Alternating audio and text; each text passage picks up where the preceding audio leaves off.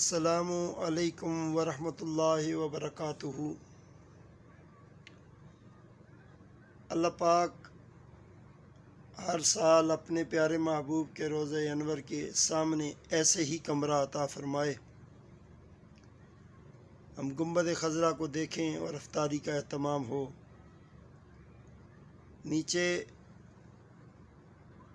پوری دنیا سے آئے ہوئے مسلمان افطار کا اہتمام کر رہے ہیں، بہت وسیع لنگر ہوتا ہے۔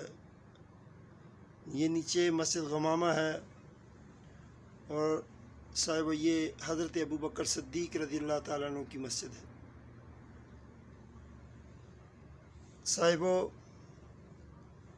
اللہ پاک نے اس شہر کو وہ زینت اور وہ عزت بخشی کہ یہاں اماموں کے امام، امام الانبیاء حضرت محمد مصطفیٰ صلی اللہ علیہ وآلہ وسلم آپ نے اپنی آرام گاہ بنایا اسے۔ جنت البقیع میں سید الشہداء امام حسین علیہ السلام کی والدہ سیدہ طیبہ طاہرہ عابدہ زاہدہ راکعہ عفیفہ ملیکۃ العرب ملیکۃ العجم وسیدۃ النساء العالمین وسیدۃ النساء اہل الجنہ فاطمۃ الزہراء کا روضہ انور ہے۔ مولا امام حسن علیہ السلام جو مولا حسین علیہ السلام کے پیر و مرشد بھی ہیں، بڑے بھائی بھی ہیں، ان کا روضہ مبارک بھی اسی قبر جنت البقیع میں موجود ہے۔ اسی جنت البقیع میں جناب حضرت عبداللہ کا روضہ انور بھی ہے۔ حضور کے والد گرامی، آپ کا دیس مکہ تھا، یہاں پر تجارت کی غرض سے آئے تو نور محمد پیشانی میں چمکتا تھا، اسی آڑ میں کفار نے آپ کو شہید کر دیا۔ اسی جنت البقیع میں حضور کی پھوپھی آپ کا روضہ پاک بھی اسی میں موجود ہے۔ دیگر جلیل القدر صحابہ میں وہ بھی یہاں پہ موجود ہیں۔ اس پاک دھرتی پر اللہ پاک نے 28 رمضان المبارک کا یہ رمضان ہمیں یہاں اس پاک دھرتی پہ نصیب کیا۔ ہم خوش بخت ہیں، خوش نصیب ہیں کہ اللہ پاک نے اس پاک سرزمین پر ہمیں یہ پاک ماہ مقدس کی پاک ساعتیں عطا فرمائیں۔ اللہ پاک دیکھنے سننے والے جتنے بھی ہیں، جہاں جہاں سے بھی ہیں، متعلقین ہیں، متوسلین ہیں، جن کا واسطہ کسی بھی طریقے سے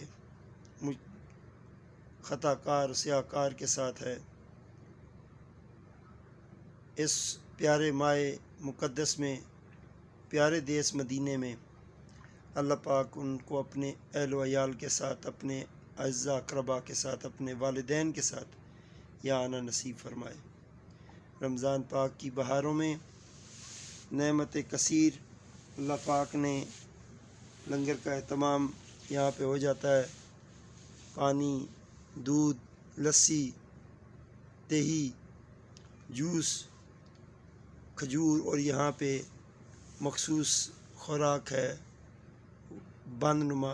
اللہ پاک نے اس مخلوق کو کھجور کی نعمت سے مستفید کیا، اور یہ کھجور ان کے ملک میں اتنی مقدار میں ہوتی ہے کہ پوری دنیا میں مسلمان لے کے جاتے ہیں۔